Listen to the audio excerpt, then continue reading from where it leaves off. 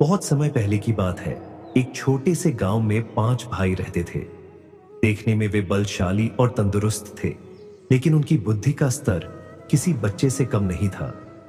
गांव वाले उनकी मूर्खताओं से इतने परेशान थे कि उन्हें 5 मूर्ख कहकर बुलाने लगे।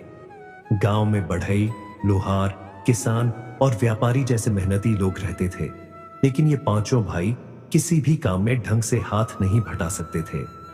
उनकी हरकतें इतनी हास्यास्पद होती थीं कि कभी-कभी पूरा गांव हंसी में लोटपोट हो जाता था, तो कभी उनके कारण बड़ी मुसीबत खड़ी हो जाती थी। एक दिन गांव के मुखिया ने पांचों भाइयों को एक बैलगाड़ी भर गेहूं बाजार ले जाने को कहा, परंतु उनकी नासमझी देखिए। उन्होंने गाड़ी के पहियों के अंदर गेहूं भर दिया और बैलगाड़ी को हाथों से धक्का देकर खींचने लगे। जब राहगीरों ने उनकी इस अजीब हरकत का कारण पूछा, तो गोपाल, जो खुद को सबसे चतुर समझता था, गर्व से बोला, हमने सुना है कि गेहूं की कीमत बहुत बढ़ गई है, इसलिए हमने इसे ऊंचाई पर रख दिया। यह सुनकर लोग हंसते हंसते लोटपोट हो गए। गांव वालों की परेशानी अब हद से बढ़ चुकी थी। उन्हें डर था कि पांचों भाइयों की मूर्खता किसी दिन पूरे गांव को बड़ी मुसीबत में डाल देगी। गांव की पंचायत ने एक दिन फैसला सुनाया, अगर अगले 7 दिनों में ये पांचों अपनी अक्लमंदी साबित नहीं कर पाए तो इन्हें गांव छोड़ना होगा। अब पांचों भाइयों के पास सिर्फ 2 ही रास्ते थे, या तो वे अपनी समझदारी साबित करें या हमेशा के लिए गांव से बाहर निकाल दिए जाए। लेकिन दिक्कत यह थी कि उनके पास अक्ल नाम की कोई चीज थी ही नहीं। गांव के कुएं में एक बड़ा पत्थर गिर गया था, जिससे पानी निकालना मुश्किल हो गया था। गांव के लोग कई दिनों से उसे हटाने की कोशिश कर रहे थे, लेकिन सफलता नहीं मिली। पांचों भाइयों ने इसे अपनी समझदारी साबित करने का मौका समझा। गोपाल ने सीना तानकर घोषणा की, हमारे पास एक गजब का तरीका है जिससे यह पत्थर खुद ही ऊपर आ जाएगा। सब लोग हैरानी से उनकी तरफ देखने लगे। फिर पांचों भाइयों ने कुएं में और पानी डालना शुरू कर दिया। अगर पानी बढ़ेगा तो पत्थर ऊपर आ जाएगा, जैसे लकड़ी पानी में तैरती है, गोपाल ने गर्व से समझाया।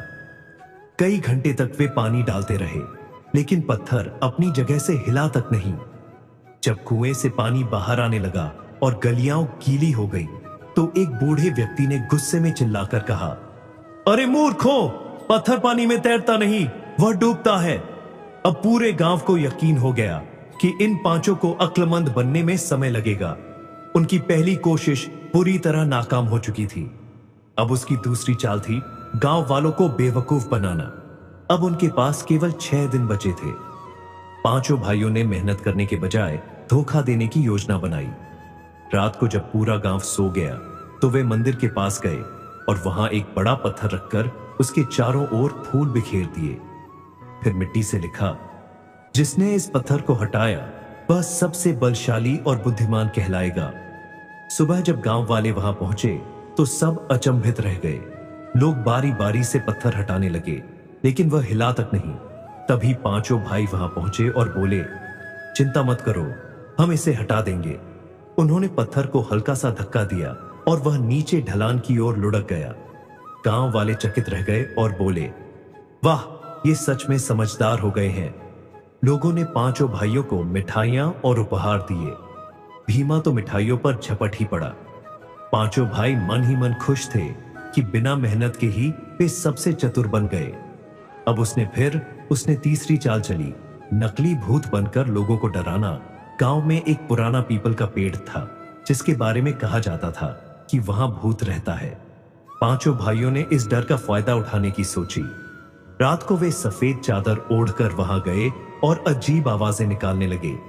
मैं इस पेड़ का भूत हूं, अगर मुझे प्रसाद नहीं चढ़ाया तो गांव पर संकट आ जाएगा।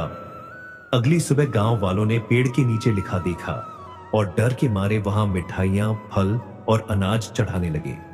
अब पांचों भाइयों का मजा आ गया। हर रात वे प्रसाद उठाकर ले जाते और मजे से खाते। लेकिन यह चाल ज्यादा दिन तक नहीं चल सकी। गांव के बुद्धिमान व्यक्ति पंडित रामदास को उन पर शक हुआ। एक रात उन्होंने गांव के कुछ लोगों को लेकर झाड़ियों में छिपकर सारी हकीकत देखी। जब पांचों भाई प्रसाद उठाने पहुंचे तो गांव वालों ने उन्हें रंगे हाथों पकड़ लिया। अब गांव वाले गुस्से से भर चुके थे। मुखिया ने कठोर स्वर में कहा, अब तुम लोगों को अपनी मूर्खता की सजा मिलेगी। तुम्हें मेहनत करके ही खाना मिलेगा। गांव वालों ने पांचों भाइयों को खेतों में काम करने के लिए भेज दिया।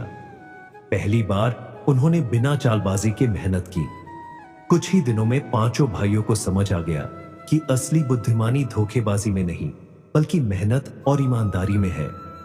गोपाल ने सिर झुकाकर कहा, काश हमने अपनी चतुराई को अच्छे कामों में लगाया होता तो सच में गांव के सबसे सम्मानित लोग बन सकते थे। सीख, मेहनत और ईमानदारी ही असली चतुराई है। अब पांचों भाइयों ने ठान लिया कि वे आगे से कोई चालबाजी नहीं करेंगे और मेहनत से जीवन बिताएंगे। कहानी की सीख, बिना मेहनत किए सफलता नहीं मिलती। चालाकी से जीतने वाले ज्यादा दिन नहीं टिकते, लेकिन मेहनत करने वाले सच्चे सम्मान के हकदार होते हैं।